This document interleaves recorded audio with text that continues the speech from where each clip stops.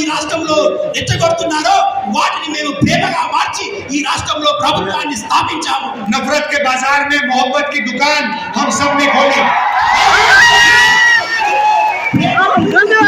తెరిచాము. वही हम दिल्ली में करने जा रहे हैं.